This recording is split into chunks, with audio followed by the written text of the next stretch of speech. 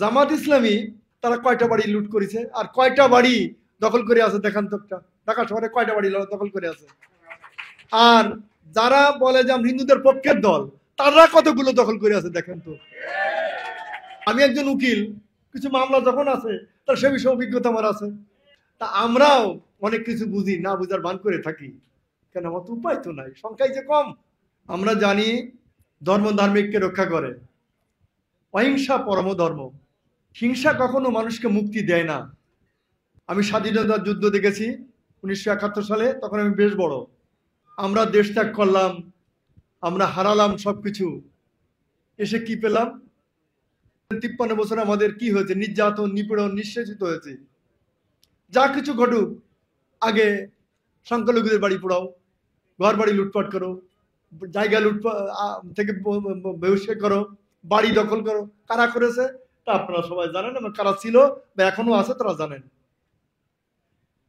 জামাত ইসলামী বা যারা অন্য অন্য ওনাদের সম্পৃক্ত দল, তারা কয়টা বাড়ি লুট করেছে আর কয়টা বাড়ি দখল করে আছে দেখান তো একটা। ঢাকা শহরে কয়টা বাড়ি দখল করে আছে? আর যারা বলে যে আমরা হিন্দুদের পক্ষের দল, তারা কতগুলো দখল করে আছে দেখেন তো। আমি একজন উকিল, এই হিসেবে তো কম বেশি ভালো উকিলের মন্দ উকিলই। কিছু মামলা যখন আছে তার সে বিষয়ে অভিজ্ঞতা আমার আছে। আমাদের কত সম্পত্তি যে এনিমি হয়েছে, এগুলো আপনার হিসাব করতে পারবেন না। আমি সেই পরিবারের সন্তান বাংলাদেশের, যে কত সম্পত্তি থাকতে পারে একটা লোকের, তার প্রকৃষ্ট উদাহরণ আমরা। কিন্তু আমরা কতটুকু আছে বাগে, আমাদের কতটুকু আছে? সেই হিসেবে বলবো, আপনারা প্রত্যেকটা ব্যক্তির ব্যক্তিত্ব প্রকাশ করা উচিত। সহানুভূতি ভালো, কিন্তু করুণা ভালো না। মানুষকে দয়া দেখানো ভালো, কিন্তু ভিক্ষা দেওয়া ভালো না। কোন ধর্মে ভিক্ষুককে বা ভিক্ষা করা কোনো কাজ না, বা উপকার না, বা সমর্থনও করে না। আর মহানবী তো তার উদাহরণ দিয়েছেন, ভিক্ষা করা ঠিক না। তা আমি ধর্ম বিষয়ক যেতে চাই না। আমরা এদেশে যে সমস্ত সম্প্রদায় একসাথে বসবাস করি, সংখ্যাগরিষ্ঠ সংখ্যালঘিষ্ঠ একথা বলতে নিষেধ করেছেন। অনুবাদে করে আমরা এখন নাকি 12% 8% এরকম আছি, সেই হিসেবে আমরা সংখ্যালঘু। কিন্তু বাংলাদেশের নাগরিক হিসেবে সংখ্যালঘু সংখ্যালঘু না। শিক্ষা দীক্ষা জ্ঞানে গরিমায় ও সব সম্প্রদায় তো প্রায় একই রকম।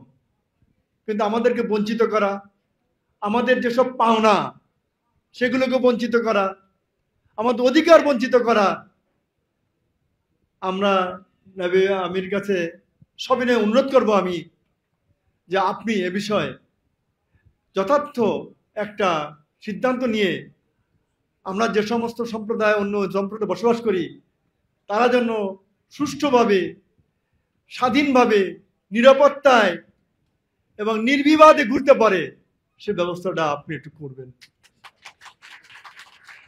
আপনার টিভিতে যে বক্তব্যগুলো আমি শুনি, আজকে আমি পাশে বসে দেখছি, সেখানে অনেক কিছু চিন্তা করে যে এইরকম লোক যদি সমাজে থাকে তাহলে গন্ডগোল করে কারা। যে গানগুলো এখানে আজকে পরিবেশন হলো, তখন আমি চিন্তা করলাম, আমার সংক্ষিপ্ত বলে, আমি প্রথম জীবনে তো শিক্ষক ছিলাম, বাংলা শিক্ষক ছিলাম কলেজের। তো এই গানগুলো যদি রচনা যারা করেন, তারা কত মহানুভব, কত উদার।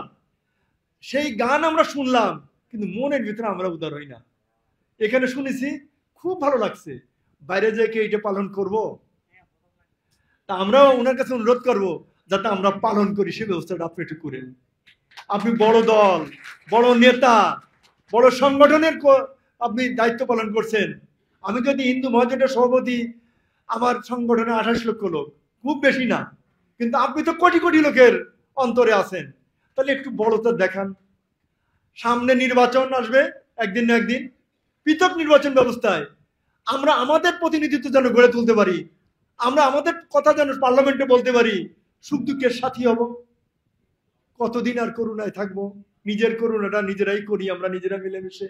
সংখ্যানুপাতে আমরা যে কয়টা আসন পাই, সেই কয়টাই দেন, আমরা বেশি চাই না। 54 সাল পর্যন্ত 72টা আসন ছিল, কেন চলে গেল? ছলনা। চতুরতা, ছলা কলার কৌশলে সকলে সব বাঙালি সমান, হিন্দু মুসলমান পার্থক্য নাই করে আমাদের আসনগুলো তো কাড়িয়ে নিলেন। কারা নিল তাও আপনারা জানেন। আর কত ছলনা করবেন আমরা বুঝি, কিন্তু কইতে পারি না। হাতি বড় শক্তি, কিন্তু কান দিয়ে দেখতে পারে না তার দেহটা কত বড়। যদি দেখতে পারতো তাহলে সারখার করে দিত। তা আমরাও অনেক কিছু বুঝি, না বুঝার ভান করে থাকি, কেন আমার তো উপায় তো নাই, সংখ্যাই যে কম। তা আমরা চাচ্ছি এই সংখ্যাটা আপনারা আমাদের সাথে পূরণ করে নেন, তাহলে আমাকে তো সমস্যা থাকে না।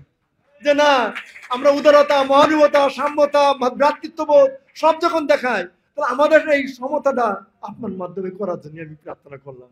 এই বলে আমার বক্তব্য শেষ করলাম। সবাইকে ধন্যবাদ। সকলে সুখী থাকুন। সর্বসাং মঙ্গলোদ্ভব, সর্বশান্তি নিরাময়া। সকলে সুখে থাকুক, সকল প্রাণ সুখে থাকুক, বিশ্বের সকল লোকই সুখে থাকুক। মহানুভতা, দয়া, পরবশ সকলের প্রতি কামনা করি। ঈশ্বর সকলের মঙ্গল কামনা করি।